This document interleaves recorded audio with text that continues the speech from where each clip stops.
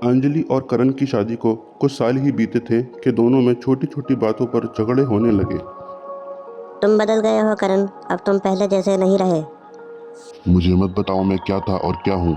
तुम बस अपने काम से काम रखो और मेरे मुंह लगने की जरूरत नहीं है, समझी तुम? एक दिन किसी छोटी सी बात में उन दोनों में एक बहस छिड़ जाती है जो बड़े झगड़े का कारण बन जाती है। बदतमीज, तुम कमीने हो, एक नंबर के कमीने हो। मैंने तुम पे भरोसा करके और तुमसे शादी करके अपने जीवन की बहुत बड़ी गलती कर दी। तेरी ये मजाल जो तुम मुझे गालियाँ दे। अभी रुक, तुझे इसका सबक सिखाता हूँ। झगड़े के कारण करण आग बबूला हो जाता है और गुस्से में आके वो अपनी पत्नी अंजलि का गला घोट देता है, जिसके बाद अंजलि की मृत्यु हो जाती है। उस रात करण बहुत खुश होता है और अपने दोस्तों के साथ पार्टी करता है और समझता है कि इस बात का किसी को पता नहीं चलेगा। नाचो गाओ और मस्ती करो दोस्तों, आज मैं बहुत खुश हूँ।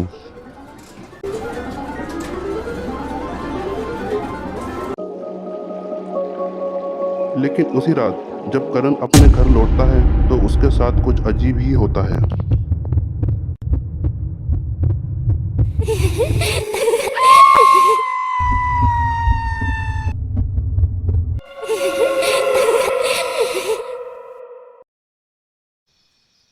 करण को बार बार दिखता है कि अंजलि उसके सामने खड़ी है, सफेद कपड़ों में, बड़ी बड़ी आंखों से उसे घूरते हुए। कौन है यहाँ और मुझे क्यों परेशान कर रहे हो तुम? जो भी है मेरे सामने आओ। अंजलि की आत्मा करण को चैन से जीने नहीं देती। हर जगह उसका साया करण का पीछा करता है। मेरा पीछा छोड़ दो तुम, जो भी हो, नहीं तो मैं पागल हो जाऊंगा। रात को बिस्तर पर सोते समय उसे लगता है कि कोई उसका गला दबा रहा है। वो चीख चीख कर उठता है पर आसपास कोई नहीं होता। नहीं, छोड़ दो मुझे, मुझे मत मारो। करण बहुत ही ज़्यादा डर जाता है, जिसके बाद वो गांव के तांत्रिक के पास जाता है और अपने बारे में सब बता देता है। बाबा मेरी मदद करो, मैं बहुत परेशान हो चुका हूँ इन सब से। तेरी पत्नी की आत्मा तब तक भटकेगी जब तक उसे न्याय नहीं मिलता। तूने जो किया है उसका फल तुझे यहीं भुगतना होगा।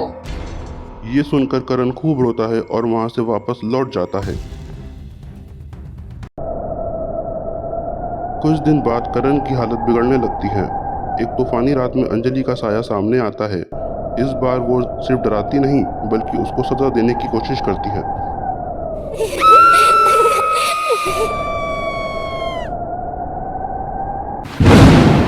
तेरा अंत आ गया है करण, अब मेरा दर्द तू भी सहेगा।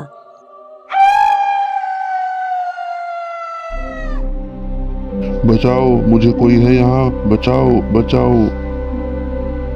करण की आवाज़ सुनने वाला वहाँ कोई नहीं होता और करण इतना डर जाता है कि अंजलि से बचने के लिए वो खिड़की से कूद जाता है और सीधा नीचे जमीन पर जाके गिरता है।